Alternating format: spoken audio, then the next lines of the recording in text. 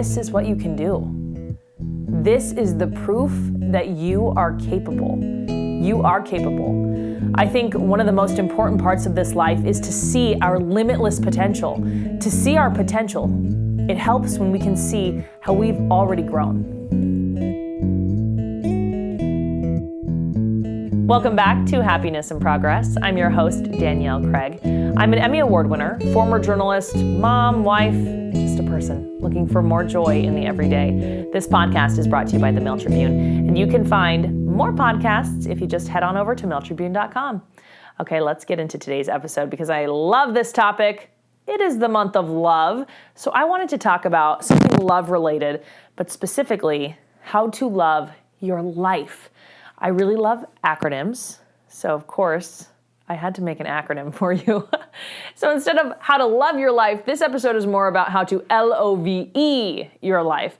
So what I did is I came up with 4 different ways I think that you can really add some more enjoyment, some more being present in the moment, and really just loving the life that you have right now. Before trying to change anything, before trying to do anything, just loving where you are right now. So let's start with number 1, or L. And I am going to refrain from singing to you the L.O.V.E song. It's hard, but I'm going to do it.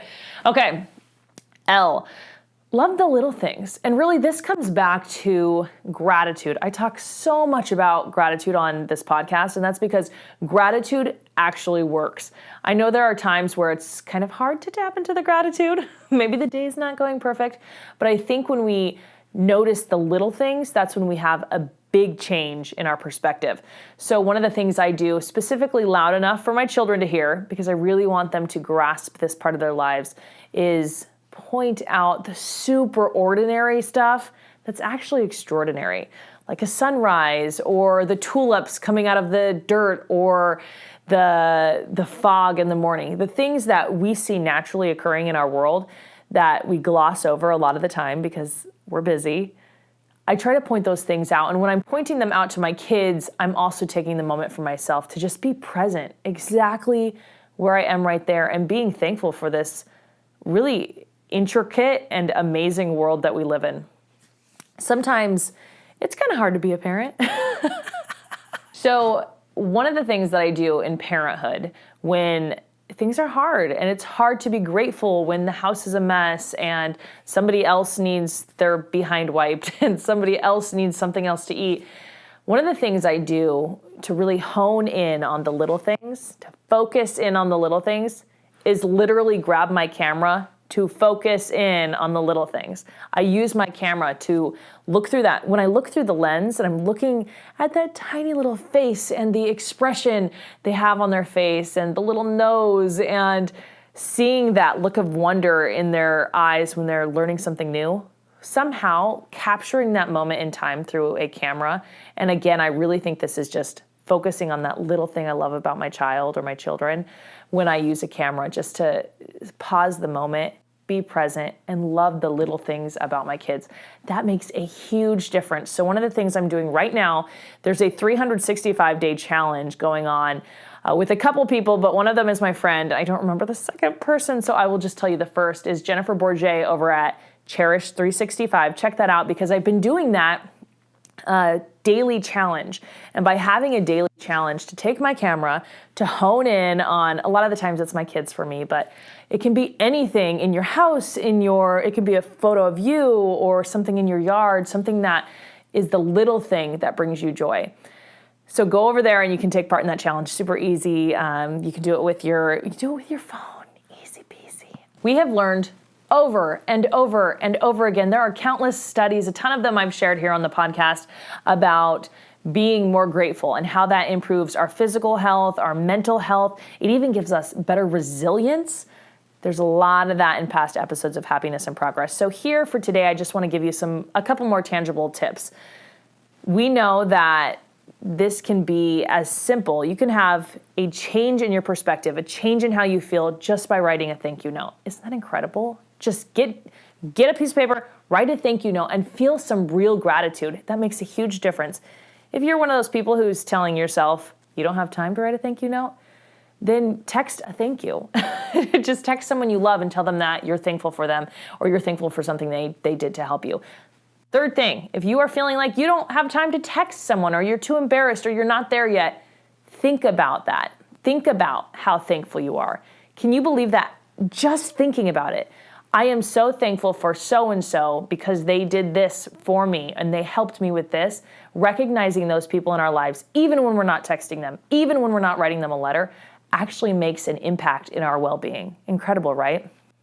Of course, we know daily practice of gratitude, writing it down in a journal helps. You can even use your phone. You can jot it down in notes. You can also, I read this, I wish I remembered where I read it, but I read one time, one woman was, throughout her day, she would just count the things she was thankful for. So she would wake up, I'm thankful to be alive, 1. So she just count that as 1. Going about her day, I'm thankful that I hit all green lights on the way to work, 2. I'm thankful I got a great deal at work, 3. And she would just do this throughout her day. And at the end of her day, before she went to bed, she'd have a number and she'd think, wow, 40 things I'm thankful for today. And even though she wasn't in that moment thinking of the exact 40 things, she was thinking of how blessed she was and how grateful she was to have all these wonderful things happen to her in the day. I'm hoping this shows you how easy this is to do. This is not a time-consuming activity just to love the little things in your life. This is as simple as counting throughout the day. This is as simple as just thinking of someone you're thankful for. This makes a huge difference in our lives. But the reality is your life is exactly where it needs to be right now. Can it be better? Yes. Can you improve? Absolutely. But if those feelings of wanting to improve, wanting to be better, are making you feel bad right now, are holding you back from enjoying this very moment, it's time to reframe the way you're looking at your life. I talk a lot about how lack can take a lot of happiness out of your life. We get in trouble when we are looking at what we don't have instead of what we do have. So what I say here is trade the lack for gratitude. I'm guilty of this. I've been working on a podcast called Happiness in Progress for a couple years now, and I still have this problem. Several months ago, I was just in the depths of motherhood, like hadn't taken a shower in a week, changed a lot of dirty diapers, so many accidents and problems and issues here and there. You know how motherhood gets. And if you are a parent yourself and you've had those long nights where it's been like a week and you don't get any sleep, that can impact your mood a little bit.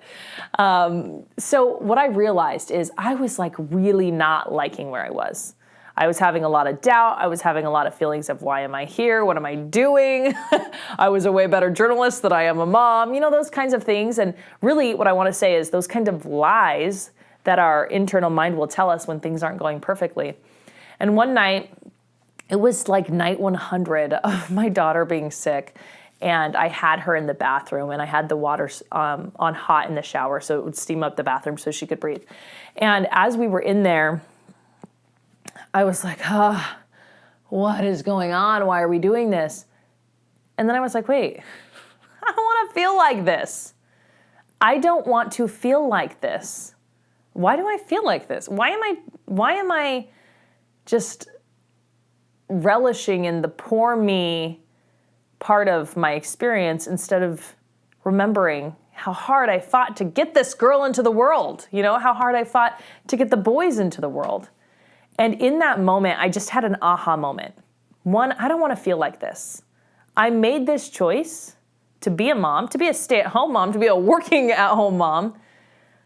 I need to commit to the choice that I've made, and I want to commit to the feeling I had envisioned for myself when I made this choice.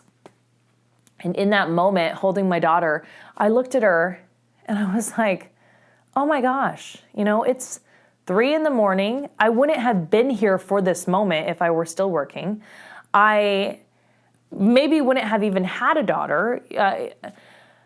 I just traded my lack for gratitude. In that moment, I saw this little girl that I got to be the mom of. That's as easy as it is. I really, truly believe that you can come back to your mindset on most issues. If you are really hating a part of your life right now, I want you to ask yourself, how can you trade the lack for gratitude? I mean, it's really easy to do that for parenthood, right? Because we've got these beautiful little children and we can change lack to gratitude. It's harder when we're in a job. It's harder when we work for a boss who's terrible, but I want to challenge you just to try. What is the thing you're lacking and that you're telling yourself that you lack? I lack confidence. Okay, I lack self-esteem. I want you to take that and trade it for something that you're grateful for. I am what? What's the opposite of that for you? I have a lot of good ideas. You know, I'm grateful that I have a lot of good ideas. I'm grateful that I have a job where if I speak up, I'll be heard. I'm grateful that I have a job. Maybe you have a terrible boss. That's your lack. But I'm grateful I have a job. I'm grateful I have a paycheck. I have an episode on terrible bosses, so go back to that if you need. Maybe it's your marriage. Maybe you're saying, my husband doesn't listen to me, and it's driving me nuts. I don't want to be around him, blah, blah, blah, blah, blah. But what are you grateful for in that relationship? I want you to write that list of, I'm grateful that I am with the person I wanted to be with. I'm grateful that we've made this life together.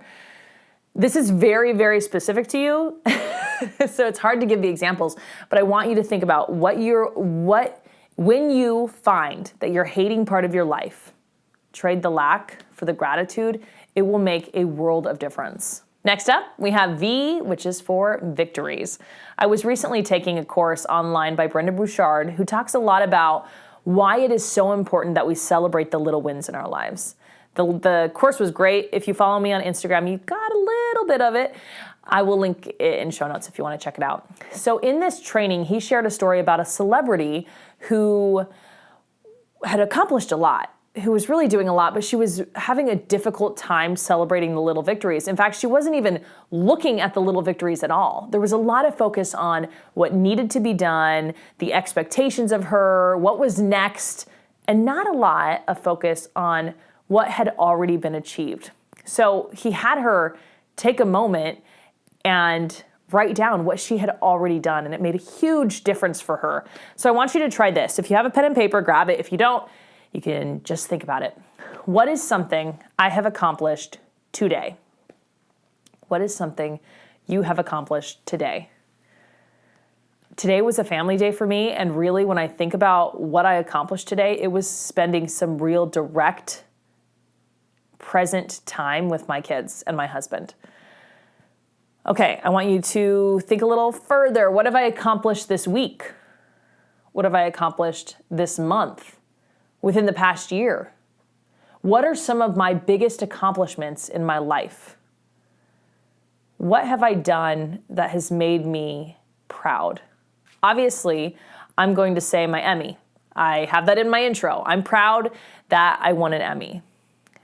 Something I'm not going to include in my intro, but I am proud of in my life is when my husband was passing out and falling to the ground, I simultaneously caught him and called 911. I am proud of the times that I've jumped into action like that. When my son fell down and his head was bleeding and I, acted like an emergency responder and didn't freak out, but was able to get him the help that he needed immediately. I'm proud of those little things, and I want you to also include those little things. They can be minuscule achievements, at least minuscule on what the world would look at as achievements. Think of a time that you went through something really hard. Maybe it was hard for you to get out of bed that day. That's how small I'm thinking. On that day, did you get out of bed?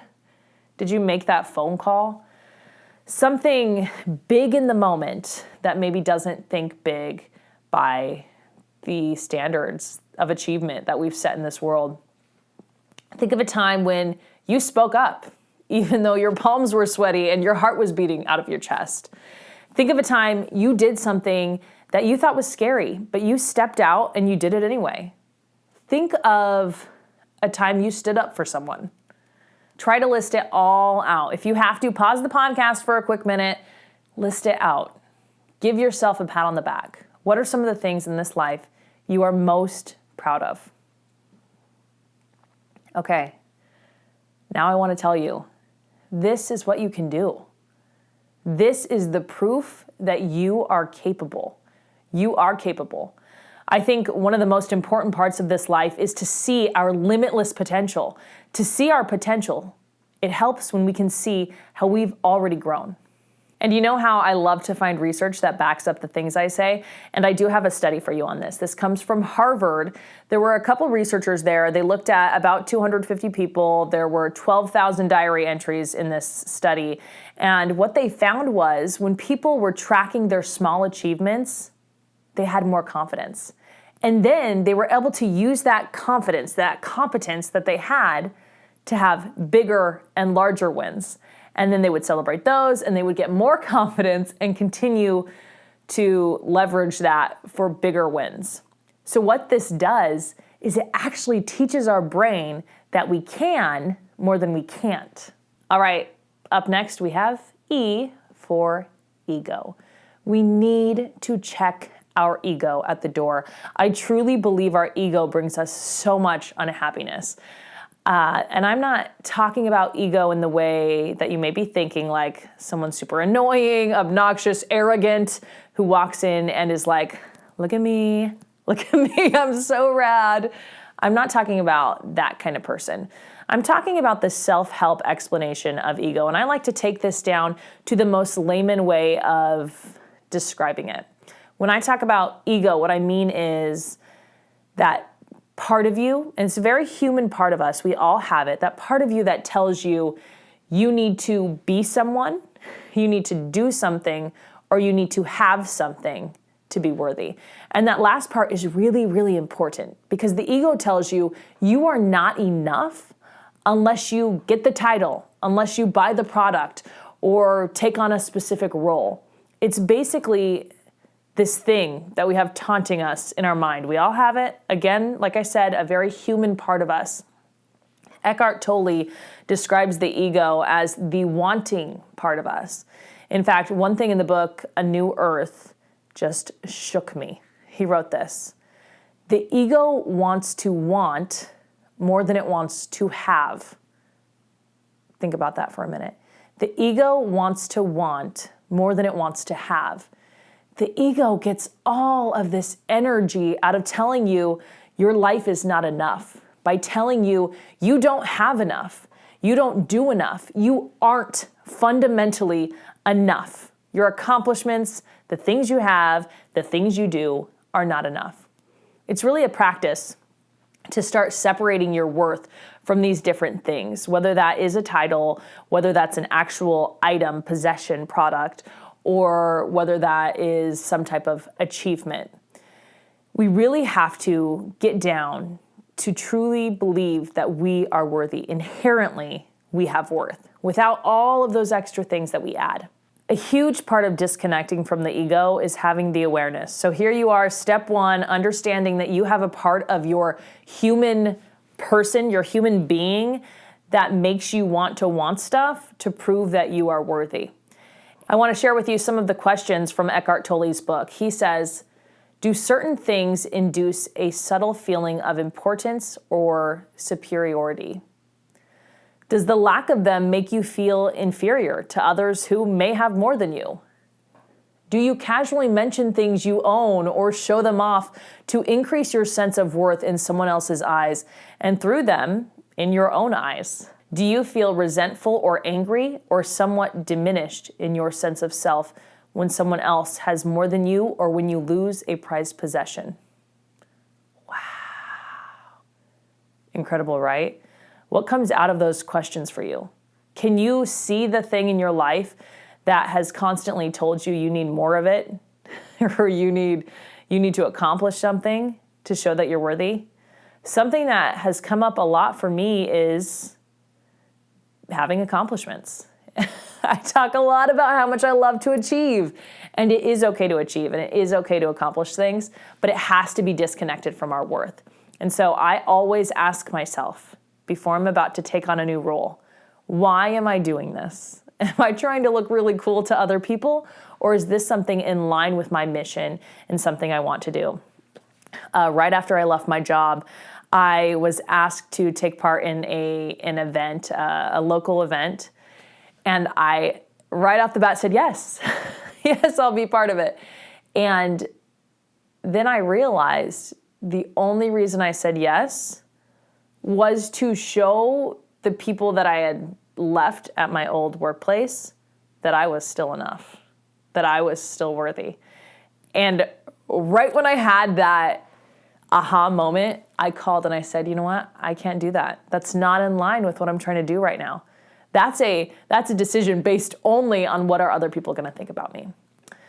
Figuring out what your ego holds over you will make a huge difference in your life. You can't fight what you don't know is there. And once you know that you have that human being part of you, that very human part of you that's telling you you're not enough because you're not doing enough, or you don't have enough, or you aren't enough, then you can fight it. So if you don't have a pen and pencil right now, go grab one, take a moment to journal out some of those questions that are from Eckhart Tolle, or just the basic question, why am I doing this? I think when you answer the question, why am I doing this, you'll have a better idea if it's something that's aligned with who you want to be, where you want to go, or if you're just trying to show everyone you're really cool. And I think once you get to the bottom of that, you're going to live a lot happier life. So I want to wrap up with these 4 things. I really think if you start this today, you will start feeling a little happier. 1, love the little things. Love the little things. The ordinary things are extraordinary. O, own your life. You are where you are supposed to be for a reason. Own it. You can't change the past. You can only be in today. Own today. Own your life. V, victories. Celebrate them. Even the little ones. Even the little ones. They are wins. And E, ego. Get that thing in check. Figure out what is driving you to try to earn some kind of worth. I have a lot of worth episodes on this podcast. Go back and remember you are inherently worthy, and you do not need to have anything. You do not need to do anything, and you do not need to be anything to be worthy. And with that, I want to thank you for being here on Happiness in Progress. If you are not subscribed yet, make sure to subscribe because the next episode is so good. It's with an incredible woman who has started a space online called Not Just a Widow. You'll hear about how she became a widow and that heartbreak. One of the things that touched me the most from this conversation was not only being a widow and mourning the love of your life, but being a mom to children who just lost their father. She has so many good insights in this conversation. She also talks about finding another love and the 2 loves of her life. It's really incredible. It's incredible to see her hold grief and joy in the same hand, and she talks a lot about that, and I think you'll take a lot from that conversation. And I want to thank you for being here on Happiness in Progress.